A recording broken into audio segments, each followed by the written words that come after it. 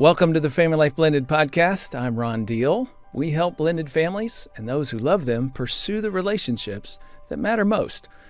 And why do we do this? Because we think there's great joy in loving God and loving others, and that seems to make the world a better place.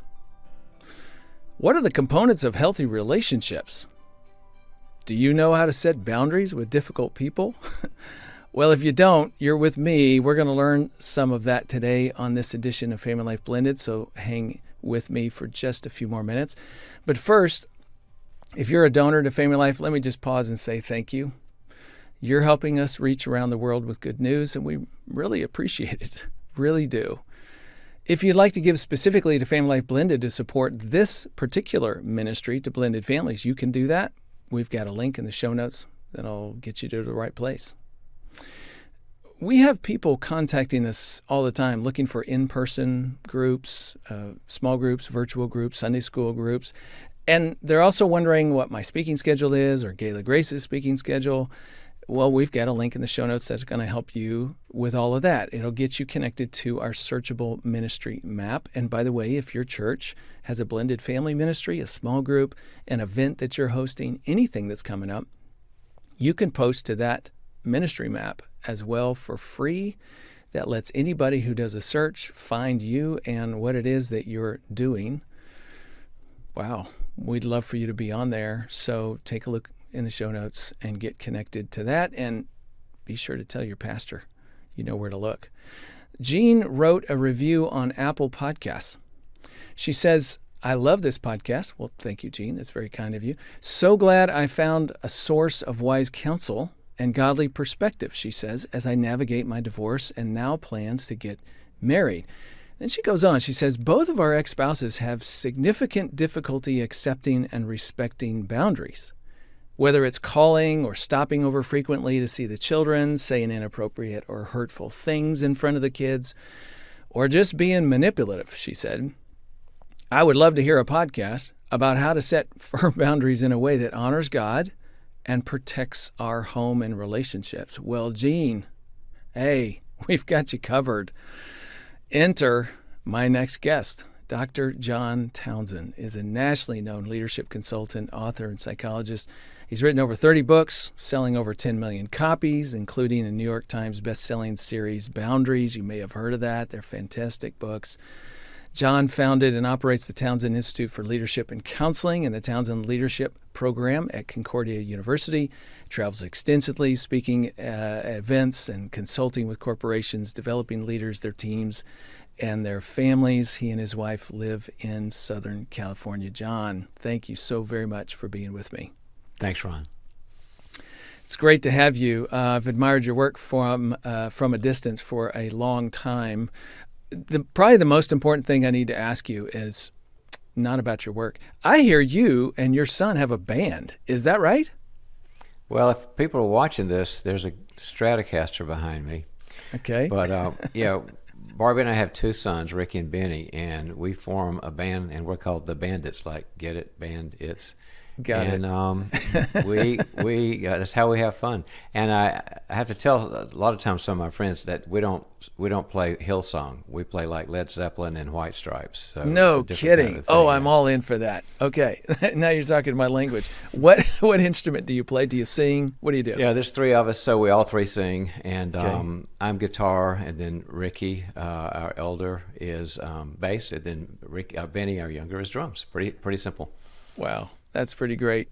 And I just noticed if you're watching on YouTube, you just saw the thumbs up symbol pop up on John's video, which is also awesome because that's just what happens these days when you do video. Playing in a band with your family, your kids. Man, that's just got to be a lot of fun. So what do you hit?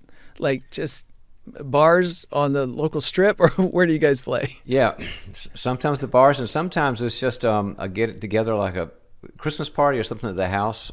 We've had them. We've done it sometimes with a street party in the neighborhood, and it's fun. That is really great. That's really great. Well, let me tell you a little something about our audience as we jump in to our conversation. Blended family couples are often striving for some healthy relationships. And at the very same time, they're kind of looking behind them, dealing with some of the previous hard relationships that continue to linger, right? Sometimes that's a former spouse, a new stepchild, a new in-law, an old outlaw. I mean, there's all kinds of little things that are going on there. So I want us to talk about what makes for healthy relationships. And let's also talk about boundaries with difficult ones. Jean, who wrote to us and posted that review, obviously she's not the only one who needs a little help with that. So that's where we're headed. Let's start with what we want. I know you talk about 4 components of healthy relationships. Mm-hmm. Walk us through those.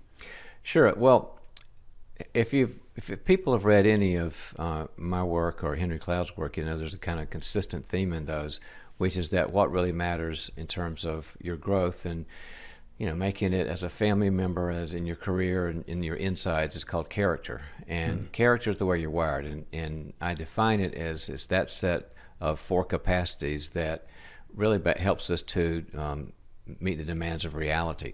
So a healthy relationship has those same components to it, because the more both people are working on growing those 4 capacities, the better off they get. So an easy way to remember it is that it's an acronym, like the continent Asia, ASIA. There are 4 components start with different letters, and sometimes people just go, oh, it's the Asia model. Yes.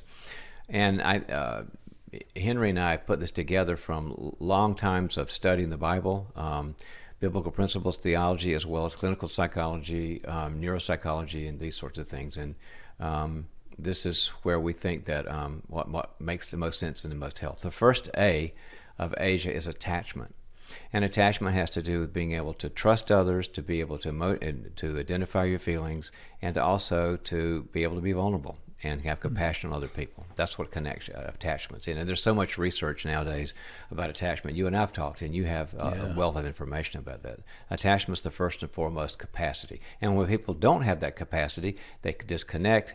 Sometimes they withdraw way inside themselves. Sometimes they use substances because it medicates the isolation. Mm-hmm. The second one is the letter S, and that stands for separation. Now, separation has to do with things like the boundaries you mentioned. Can you set boundaries and say no when you need to? Can you define yourself? Can a person say, I like this and I don't like this? Some people sort of feel afraid and they're conflict avoidant. So they always say, well, whatever you feel like, I'm flexible. And they're really not flexible. They're just afraid. So can you define yourself? Also, can you confront well and confront in respectful, loving ways? Those are the separation skills to have, and they're very, very powerful. A lot of times people say, well, oh yeah, separation and boundaries, well, I'll use that when attachment doesn't work. No. It's not a zero-sum game. You've got to have lots of attachment and lots of separateness for 2 separate people. The third one is a thing called integration. That's the I. And integration has to do with what do you do about the negatives in life? Failure, loss, sinfulness, problems, struggles. Some of us are kind of perfectionistic, and we can't deal with the negatives because they make us feel bad or ashamed, so we avoid them. We either avoid them talking about negative things, or we go into a perfectionistic cycle where you got to be better, and that never wins. It always makes us feel yucky about ourselves. Integration means I embrace the negative in myself, I embrace the negative in others, and I embrace the negative in the world. The world's not a perfect place, but I know how to deal with it. I've got the skill to deal with it. I know how to grieve the losses I've got to grieve. I know how to adapt. I know how to change myself and these sorts of things. Then the fourth A is of Asia is adulthood. And what that means is I'm sitting at the table with other grown-ups, and I don't feel like I've got imposter syndrome. If I'm at my business, if I'm at my family, some people go, oh, they're smarter than me, they're more talented than me. Well, no, if you're an adult, you know that you have a mutual respect between each other, and you also know your purpose and where you're going in life. And so when people have good amounts of attachment, separation, integration, adulthood, they tend to have a much more powerful relationship with others that have those as well. Okay, I love it. Love all 4 of those. I know they're all rich concepts in and of themselves, and obviously there's some interplay between them.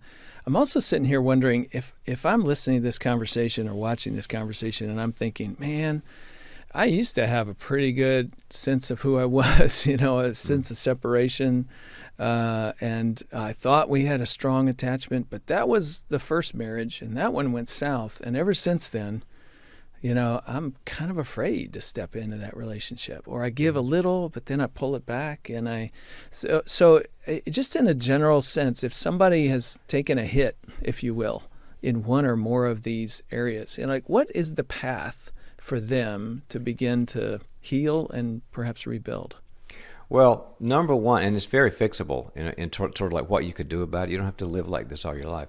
Number one is it's good not to just bring your spouse in, but to bring other people who are helpful in it. Great therapists, great pastors, great counselors, people like the folks that you team up with, Ron. Because it's hard to change a character issue without somebody else around. Think about it if you pulled your meniscus. And, so you get on YouTube and it says, do this exercise, do this exercise. Yeah, sure, do those. And then you wreck your meniscus again. Because Right. It's really sometimes if you haven't been able to fix this yourself, if you've been broken, or if you've been burnt in a relationship, it's good to get some counsel and help from other people.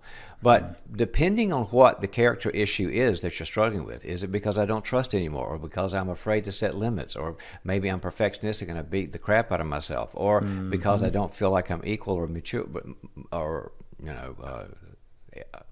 or mutual with other people, you've got to identify it, and then you got to go to work on it. And the way you go to work on it is you find out where the work is.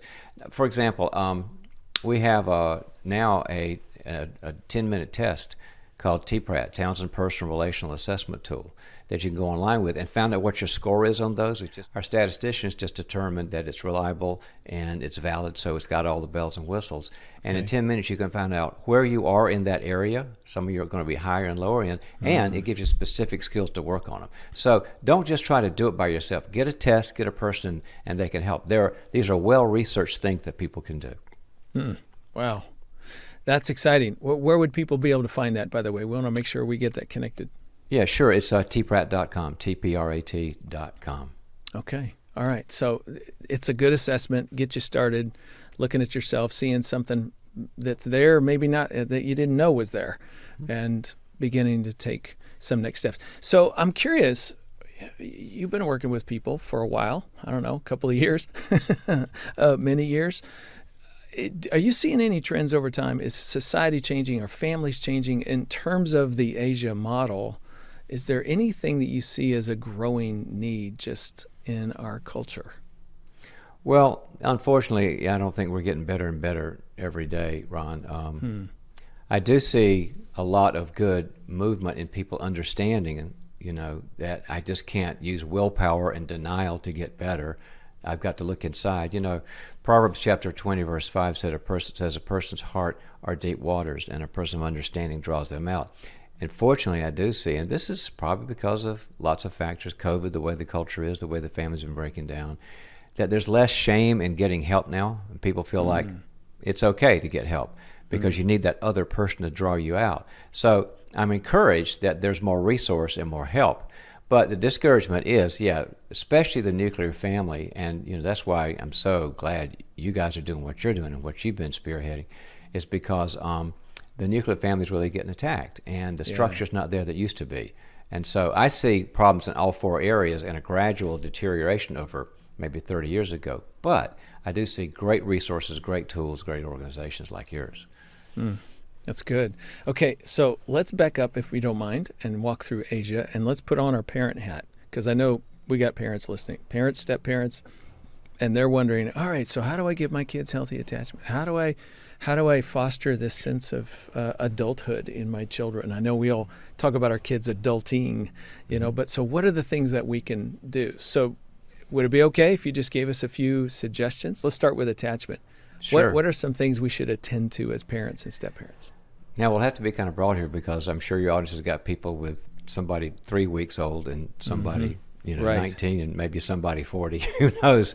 And the developmental skills are different, but I'll just be very broad brushed. One of the things about attachment that's really, really you find helpful is when it is modeled by a safe person. People that have attachment problems, they can't open up, they can't trust, they're better thinkers than feelers. They can read books all day, but until they're around a warm person who can open up, which is like what a parent should be, or a step-parent or a step-grandparent. So the principle is don't have them come to you in what they're talking about. You go to them. If they're 3 years old, you get on the floor with them and you say, what are you doing? And they say, I'm drawing a horse. And that's the best horse I've ever seen. So, and if it's 19 and they want to talk about politics, great. So you go to their level and then they begin to feel safe. And then those doors in the heart begin to open. So that's number one. Number two, in terms of attachment, is really, really, really important to help them develop an emotional vocabulary. You know, in a recent book I wrote, People Feel, I wrote 100 different feelings because we have to have a vocabulary, a menu, because people can't communicate emotions without it.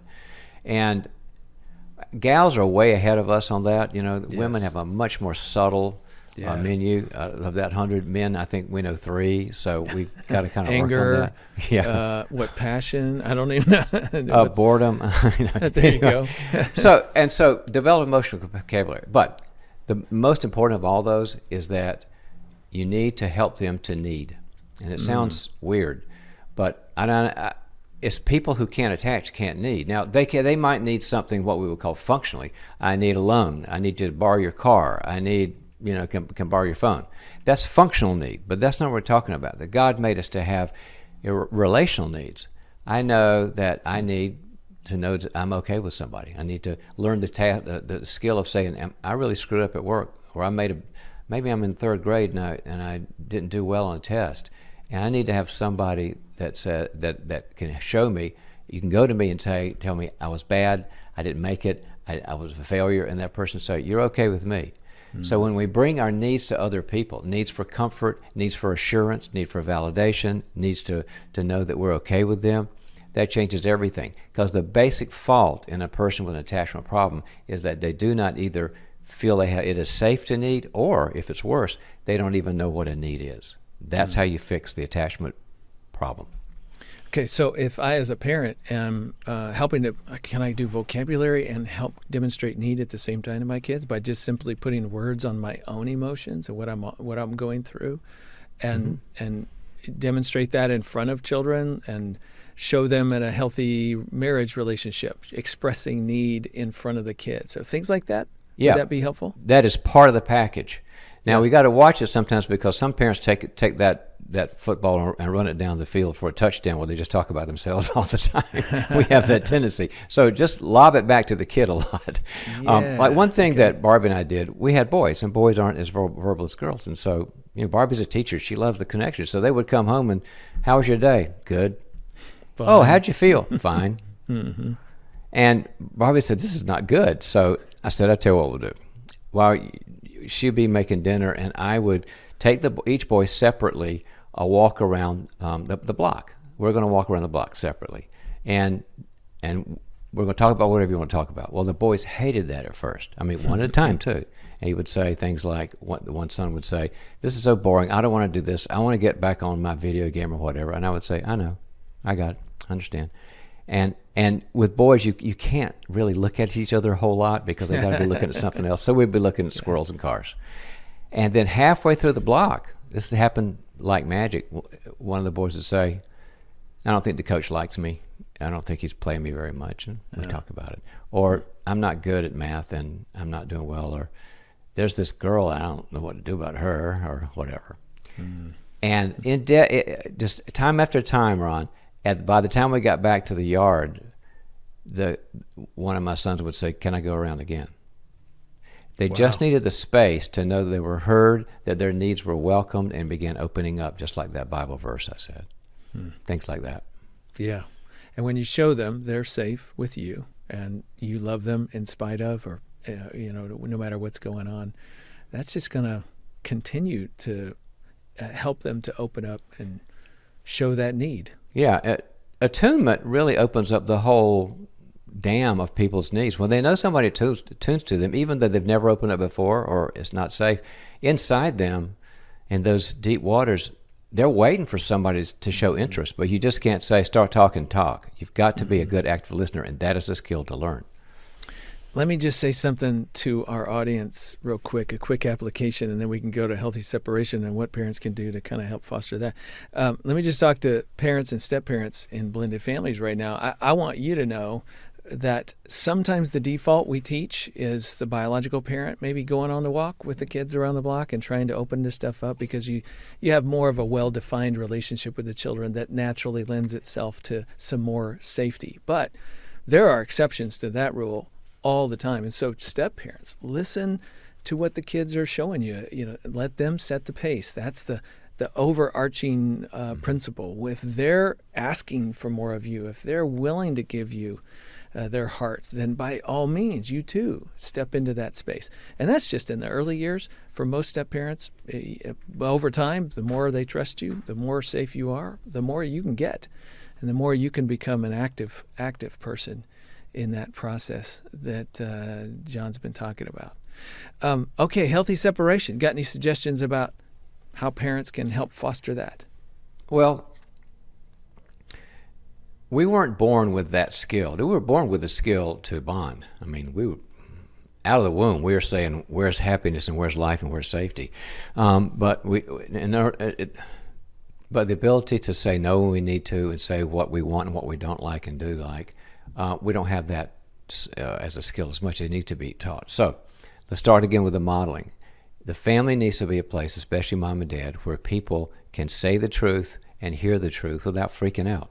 That means that mom and dad can model, disagreeing on something and loving each other and joking about it. If you can't joke about it, do it in the bedroom when the kid's not looking, because you don't want to give them a bad picture of it. But if you can do it like a grown-up, they feel like, oh, conflict's normal.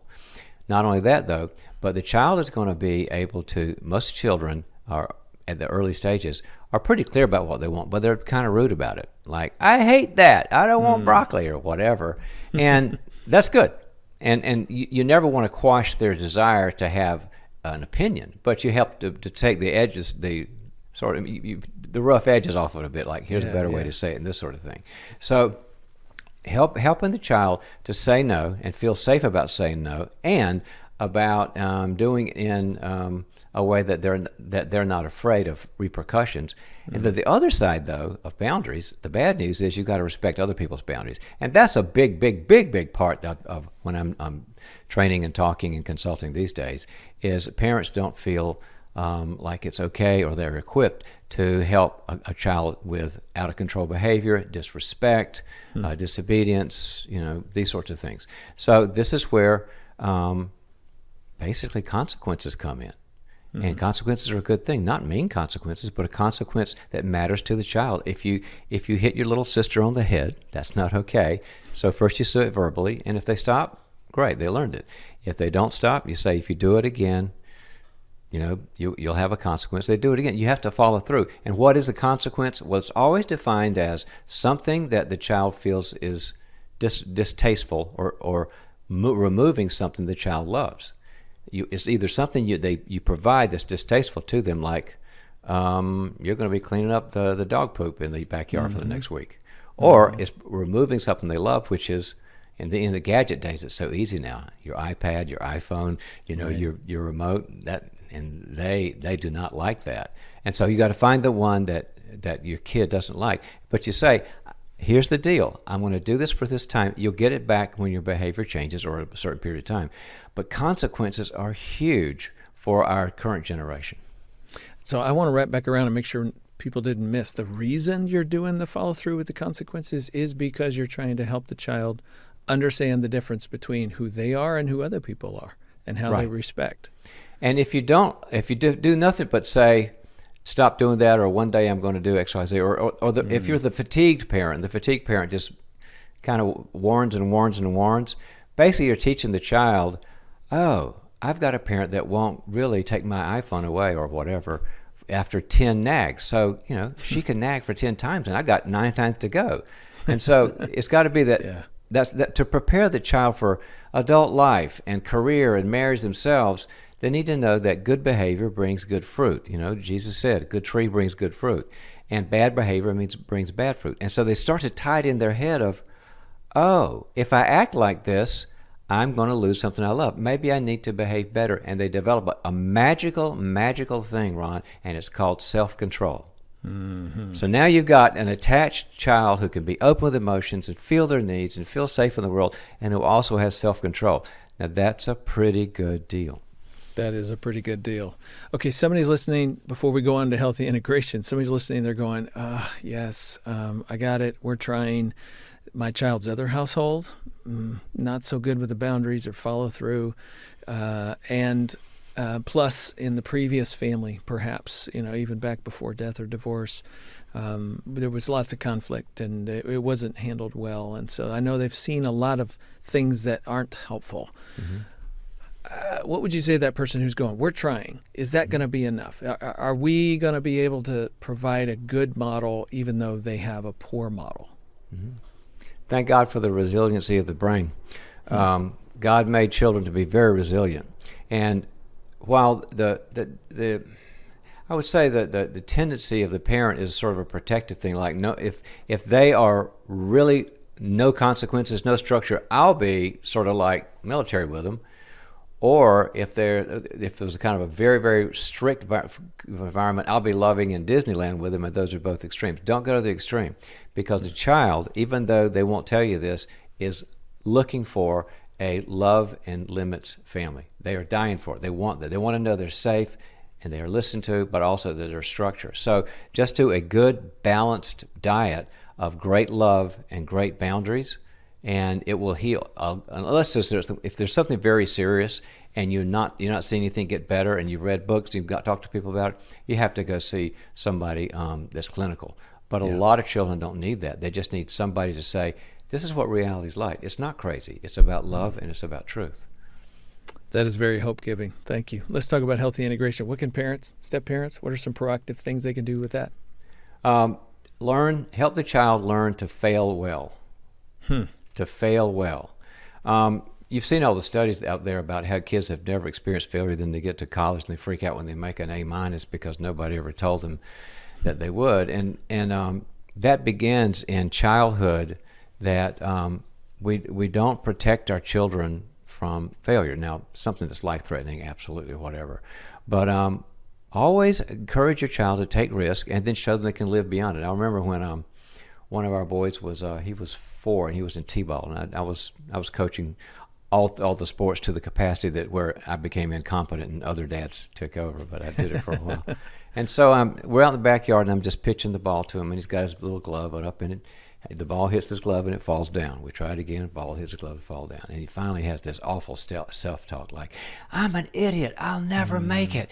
I'm just a joke. And I'm thinking, God, who is your father? You need to see a shrink or something. so I'm like, I got to fix this. So I said, Rick, it's just learning. This is how you do it. You're just learning. So let's try it again. Now he's looking at me like he's 4. What's he saying? Yeah. But I threw the ball to him, and the ball goes up in the air, lands in his little glove. Lands in his little glove, and it falls down again. Huh. And he looks at me, he looks at the ball, and he says, "Learned again." But that was the first step of failure can be your friend. So we want our children to do well and to be as excellent as possible, but they've got to be able to understand there's no shame in failure. There's no, we're going to be disappointed in you with failure. There's going to be, how can we help you learn from it? And another part of that is to help them to learn to grieve well. Grief is one of the most powerful tools to be sad when you have a bad occurrence. Our culture is teaching people to either pretend like they're not sad when they have a loss and just don't look at it. That's called denial. Or to get mad about it and, just kind of blow up the world about it. And grief, when you read in the Bible, in Isaiah, it says that Jesus was a person who was well acquainted with grief. Now, if the leader of leaders can do that, grief, what it does, it helps the child reset, to relax, to feel like I don't have to carry the world and I'm still loved, help them grieve well. And also help them with self-image issues. This is also in the integration. It's very easy to have a culture, especially if you've got a blended family, where one child gets so much praise that they become kind of entitled, and maybe everybody's trying to, jockey between them and, have some kind of competition as a parent, and so they overpraise them, and that creates a thing called entitlement. And so one really good thing to do is absolutely praise and affirm your child, but not for anything that they can't do anything about. Not for something that they can't do anything about. For example, to tell a girl she's pretty all day, what the message is to her is, okay, they like me because I've got this body that I didn't do anything about, but my insides nobody is asking about. Or to say the same thing to a boy, well, you're really fit and healthy. Well, yeah, I got this body. Here's the things to really praise them about is your kindness. You're really kind to that guy. I saw that. Or you worked hard on your homework. Or you had a tension with your brother, and you were really good about that. Or I see you, being a family member and helping in our team. When you praise their character, which they can do something about, you don't have a narcissist. When all they praise is the externals, you're a princess. Don't ever say princess. Say things that are about something that they can actually do something about that matter. Wow, that is such a good suggestion. Healthy adulthood. What are some things parents can attend to there? Well, we have to remember first that they aren't adults. Now, I'm not talking about people with a 40-year-old child. That's a whole different thing. But somebody that's under 18 is not an adult yet. So this is something to aspire to. And for a child to aspire to adulthood, there's several things. One is you've got to maintain that there is such thing as a generation gap. Sometimes parents, in the attempt to connect to the child better, they become like the child. I've seen moms and dads running around with the same clothes that their children wear at 12 years old, and they don't have the body for it anymore. It just doesn't really work. and when all they're doing is trying to be another buddy, another bro, another sis to their kid, you know what they do? It limits the child's ability to aspire to something. Growing up is saying, I want to be like mom, and I want to be like dad. I have to aspire. What do they do? But if the parent comes down our way, the child says, oh, I'm already as mature as I'm going to be. And then there's no kind of like aspirational needs. The second thing is to help them find out what they're good at, what their gifts at, because that's how you enter into the adult world, into relationships and career and this sort of thing. Are you good at sports? Are you good at math? Are you good at going to Sunday school and learning things? Are you good at art? Whatever. But help them to do that, and to do things that they're not very good at, but are okay at. Not only just the giftedness. The other thing is to help them to see that they are going to become an authority figure themselves. Now, I believe that God's the ultimate authority figure, and then he's got a lot of others. He's got, presidents and kings, and he's got, parents, but we represent that to them. So help them to realize that as they grow, they get a little more responsibility in life, and they may be able to lead a class or be the chess king or whatever, but they help them develop authority, and that brings tremendous ability that when they finally enter adulthood, they can be on a team, and I didn't mean a chess team, I mean a professional team or a ministry team where they can really do well. So help them with those things, and it develops things. Finally, start talking to them about purpose. Some people, I've worked with some people, and you have too, Ron, who are in their 40s and 50s and still don't know why they're on the planet. Yes, and they're kind of like from career to career, and they can't find their niche, and it's really frustrating for them. But help them start thinking, what do you want to be when you grow up? I remember my parents were saying, well, what do you want to do? You've got these skills, and I didn't figure it out until I was probably 30 myself. And so don't expect that of your child. But I was always in the right path. I had to narrow it down. And just take them to experiences where you learn about what the adult life is like. And then they're ready for it. It's nothing scary for them. It's something they feel, I'm equipped for this. And I would imagine, because I know there's some parents who have their kids' adulthood planned for them. Like, I know what your purpose is. But my guess is you would say, no, don't be throwing your plans on their life, but instead ask questions and draw it out of them. Try to help them give shape to that rather than you telling them. Is that right? Well, yeah. Sooner or later, for a person to become an adult, they have to renounce the parent. Yeah. And for a parent to say at 63, well, I'm still your dad even though you're 40, and you'll do what I say, you're crippling someone, because nobody becomes a fully functioning adult until they've said, in the South, we say, eat the fish and spit out the bones. I'm eating the fish that my parents gave me and my step-parents. I got to spit out the bones. That's not me. We don't want to make a bunch of mini-me's. We want to take people that take the good things and then found their own way. So it's the parent that says, yeah, you're going to do some things differently, me, but here's the different opportunities, and here's the different experiences, field trips, conferences, exposure. Get them out of the house doing things, because we don't just learn from reading a book about career. We get out there and we travel with them to the best we can and say, here's what people are doing. And the experience is what really kind of like it turns something on inside their heart, and they go, "That's me." Yeah. Like I remember someone who was I was sitting next to a pilot in a plane. I travel a lot like you do, and he said, I'm this is my shift. I'm off, and so I'm just riding back home. I said, "Tell me about your life. That must be. Did you know you were going to be a pilot when you were 17?" He says, "I've always wanted to fly since day one. Always have. And my parents, when they found that out, they gave me experiences. Listen to the kid." Yeah, it's good. Okay, let's turn the corner. Man, I love that model that you provided in terms of what we're shooting for. Lots of people are dealing with things from the past that linger on, and they're trying to figure out how to navigate those boundaries. I think one of the biggest questions we get in our ministry is, how do I set boundaries with an ex-spouse? It's that co-parenting dilemmas. They have all these little scenarios. The other home's invading our family time, or, they sign up for our kids for an activity and expect me to help pay for it and help drive to it and all this kind of stuff. And they didn't even bother to ask me, all those little things that are just really frustrating for a parent. Let's just pull back from all that.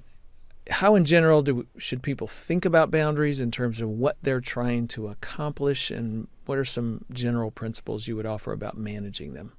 Yeah, in this context, Ron, the purpose of a boundary is to protect the child's development. I mean, we get these kids for a few years, and then they're on their own. And so whether they're 2 or whether they're 17, our job is to give them the optimum. I look at it like they're a plant and we're a garden, the optimum amount of sunlight and chemicals and this sort of thing, so that they'll get out into life and be as functional as possible. And so anything that I can do to protect them against chaos, against unfairness, against toxic sorts of things, that's my job. That's the main purpose. Now, when you have, let's call it a non-cooperative ex, okay, however that would happen, I always look at it at different levels of severity. There are some, look at it like if your doctor said, you've got a cold, is it mild, moderate, severe? It's kind of easy way to remember it. If it's mild, you go to the parent and you do what Matthew 18 says. You go to them and say, this is a problem. And it's just a verbal thing. This is kind of hard because Susie is kind of suffering from this, and we both want Susie to win, so can we flex on the schedule thing? If it's mild, the person will go, sorry, I didn't even think about it, no problem. Unfortunately, there's also a lot of moderate severe, where the person will say, my way or the highway, or unconsciously, I want to punish you because you're not with me, and I don't care if the kid gets jeopardized in the process. And those are the moderate severes. And so you always try the verbal, because that's always the best route. And then the next thing is to say, well, we've got to do something about this, and you pursue it. You don't say the verbal once. Sometimes people need 2 or 3. I'm a big fan of saying something 2 or 3 times. After 3 times, you've got a pattern, though. And after 3 times, that's when you have to say, well, we may have to do something about this. And if they say, the court's on my side, you can't mess with this, you got no right over it, they're right. And so then what we have is we have, sometimes we bring a mediator in, if they're open to see a mediator. Now, every time I get the same question you get, I have to give it all levels, because people will say, you don't understand. We did that, we did that, we did that, we did. So I'm trying to put the whole range in. So the mild was not a problem, then keep repeating it, and then the moderate to severe, I'm not going to do anything about it. I don't like you, and I'm not going to support you. And I think it's good for my child to be eating, candy at 3 a.m. and all this going on. And so then what you have to do is you remember that this isn't about our own happiness. This is about our child's development. It's got to keep that in mind. Is what's the best thing for the child? Well, if I have no power over anything, and no legal power, no relational power, no nothing power, I create the most healthy, balanced family environment that I can during when I've got them. Yeah. If I've got 70% custody, 30% custody, I create the most balanced, attached, great structure, that separation. Okay to fail, but we have limits, and then I'll help you develop your life. And so then inside their head, you and I are both fans of neuroscience because it's so helpful, and you see so many biblical principles in it. Inside that kid's mind is, well, there's fun, crazy Disneyland over here, and I'm going to come back, oh gosh, there's structure and they have rules, but you know what? They listen to me and they're kind, and I feel calm inside because I'm in chaos. I feel crazy inside. And that part of them is what we would call in psychologist's world internalizing. Maybe you only got them 30%, but that 30% is 30% of an experience that they're taking in and taking, just like you put money in a bank, they're investing it, and it's making a difference. And when right. and over time, they know what crazy is and toxic, and they know what healthy is. And over time, so many times the child will start leaning that way because we're built for health. Yeah. So don't get discouraged if you can't change the crazy, but you provide sanity and love in the household with the time you've got, and it will pay off in dividends for the next 80 years of that child's life. That's so good, John, and it's so hope-giving, and you're absolutely right. And I just really want to echo that to everybody who's listening right now who has one of those moderate or severe, especially the severe ones, situations where you are literally powerless. You've tried everything you know how to do. You don't have much influence, if any at all, with the other home. So within your home, you're going to do absolutely everything you can. Strive for that, and it will still not feel like enough. And I think the hard part, John, help us with this part, is it's the waiting. Yes, kids are internalizing, and yes, they're going to one day wake up and see the wisdom. But they may be 37 when that happens. Exactly. And so it's the in-between that I find is really difficult for people. And all I know to do is to say, this is so hard. You're just going to trust. You're trusting in the Lord more than you're trusting in your circumstances and what you have control over. You're trusting in the Lord that all of this stuff is going to pay off. You just don't know when or where. And you got to just hold on to that and press forward with everything you know to do. Mm-hmm. Yeah, absolutely. And there's a couple of tools that I think are very helpful. One of those tools is community. To be around other parents that are having the same struggles. And it's really true that when you're in a situation where everybody's had some more severe, some less severe, you come away going, they're making it day by day, and I feel different inside because this is the attachment. I feel attached to people who understand my life. I can go fight another day. So get in community with people who are like-minded and like experienced. And the other thing is, sometimes that it's hard for us to be patient, I think, Ron, because we feel there's kind of a critical judge in our head that says we should be doing more, and the child should be better now, like the life of the shoulds. And instead, just go, I'm doing the best I can, and I can't control a lot of things, and if I do the best I can, that's all I can do. And the third thing is never make your child's success or failure like the one goal of your life. Do other things as well. If all you're doing is obsessing about your child's getting a really worried parent. So make sure that you have a full life, spending lots of time with the kid, but also in your own career, your own hobby, your church life, community, giving back, service. And that takes a lot of the weight. If watch pot really is frustrating. But if you don't watch the pot all day, you monitor the pot because it's your kid, but do other things in life, time will pass faster. I love that idea about community. My goodness. We have seen that in our ministry when couples get into groups. Just last weekend, I was with a group of blended family couples on a retreat. And it was so fun to watch the cohesiveness of people, some of whom knew each other before they came in and others that didn't. But almost immediately when we put them into groups, when they start talking step family living, all of a sudden they're all friends and they're sharing deeply, and the energy rises and the enthusiasm and the hopefulness rises. And no, we haven't substantively changed anything in their life yet, just sitting there at the retreat. But already there's more energy and hope for going home and facing what they have to face. And that is so true. And I'll just say this to our listeners. You also write to us and say, but we can't find a group in our community. And I always say, what? Then you got to do it. And that's one of the things we do at Family Life Blended. If you don't know, is we will empower you. We will help you. We'll coach you. We'll give you the resources. And you guys have done it so many times that it's almost turnkey now because I know about it. And that's right. There's no reason to be discouraged. The vast majority, I still say this, a little over 30 years ago when I started doing step family ministry, absolutely every step family small group or workshop that I did at a local church was sponsored by a blended family couple. It always started at the grassroots level. And today, I'd say it's about 70-30, still grassroots 70% of the time, and only 30% does it start with a pastor or somebody who's in leadership at a local congregation. All of that to say that if you're feeling the need for connection, and most people we are, then let us help you do that in your church or in your community, and it will take you a long way. I want to ask you a question about boundaries. Can I speak to what you're doing? Yes, please. For a second. Just knowing you and knowing what you've done over the last 30 years and the impact you've had, what I think your team and your own vision is really good at is you don't line people up with a bunch of happy stories and just feed them, smoke and mirrors. You're talking about people who had real struggles and have found progress. And so everybody comes in thinking, am I the craziest one? Have I got the worst situation? You got people who got a bad situation. But when somebody can say, it's a bad situation, here's what we've done about it, all of a sudden they relax. And I think that's one of the great things about you and in your ministry. I appreciate that, John. That means a lot.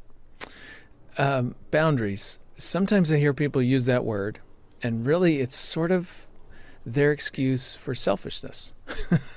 I'm setting a boundary and everybody around me. I'm not necessarily talking about a difficult former spouse right now. I'm just talking about maybe within a home, within your own home or within a relationship. And have we gotten a little off in our use of that word and what it's really meant to do?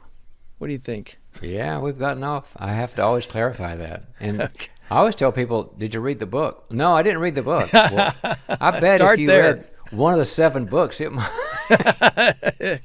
Right. But, people get frustrated in a situation where they felt helpless. And so they read the first 2 words of the book and they blow up, and scream and yell and have a tantrum. And everything goes south and nobody's happy. And they go, your stuff doesn't work. Well, read the rest of the book. That's right. Finish it all. Yeah, because boundaries, the basic best definition of boundary is it's a property line.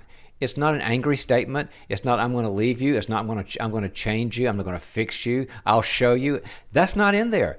It's a property line. It just says this is my property and this is yours. What's in my property? Well, my own thoughts and feelings of behavior, and your thoughts, feelings, and behavior, and also an external level, my money, my time, your money, your time.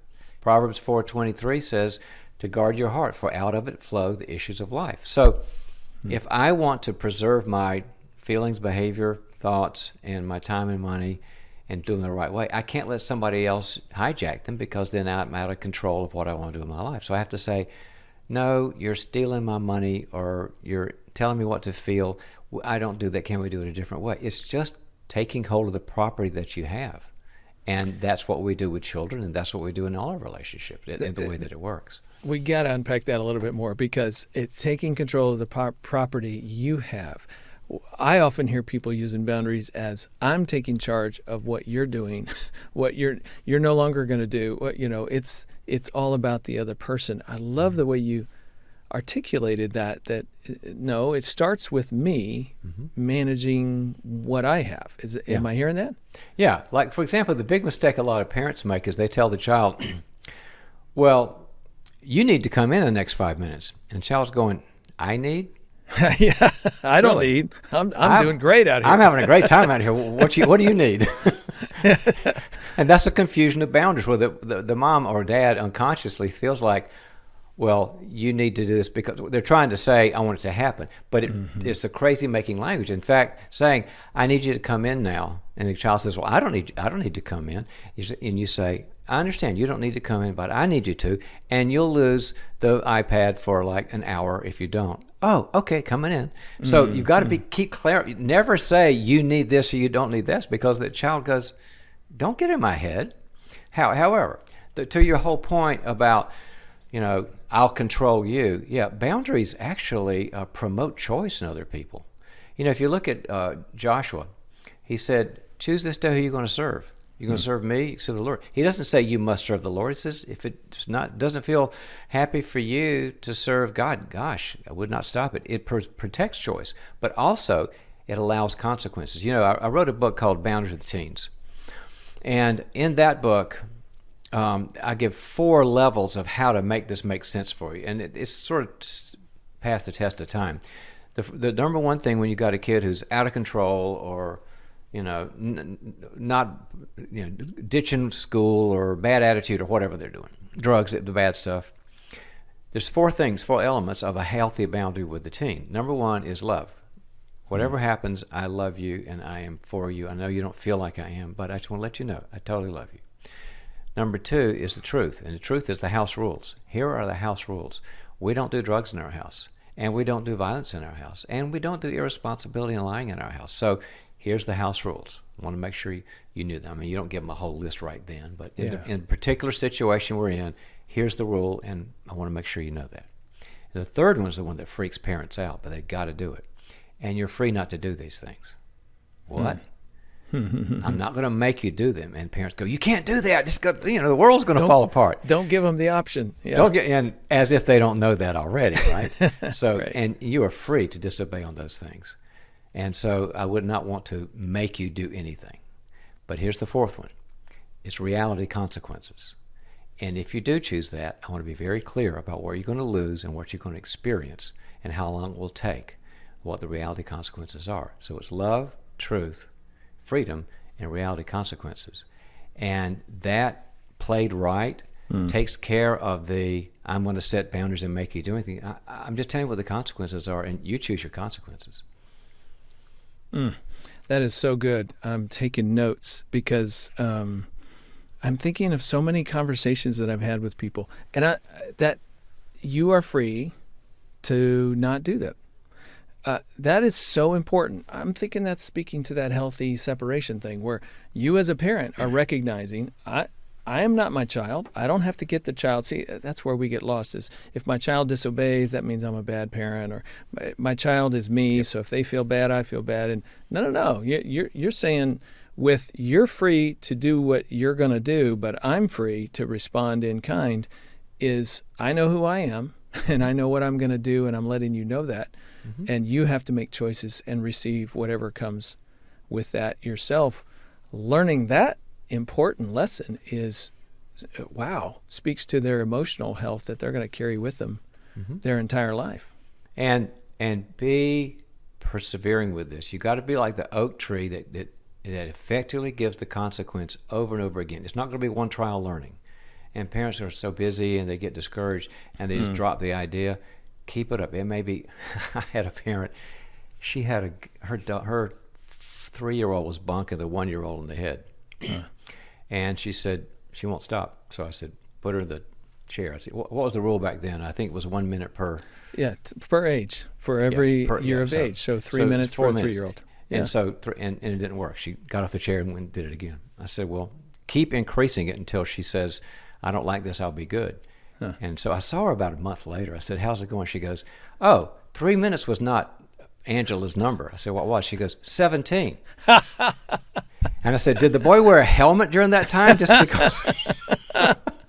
Oh, my goodness. But she said at 17, she goes, I don't like this. Are you going to be good? Yes. And she said, well, you've said that before. Let's see. She took her down there, and she didn't hug little brother, but she was nice. Some people just take more time. That is a good principle for all of us because I'm a little stubborn too. I don't know about anybody else, but when I have an idea about how it should go, I tend to chase that pretty far. Yep. John, this has been great. Thank you so much for your time. I appreciate your ministry, your work, your writing. You've influenced me in many ways, and I know lots of other people. Thank you for all that you do. Thanks.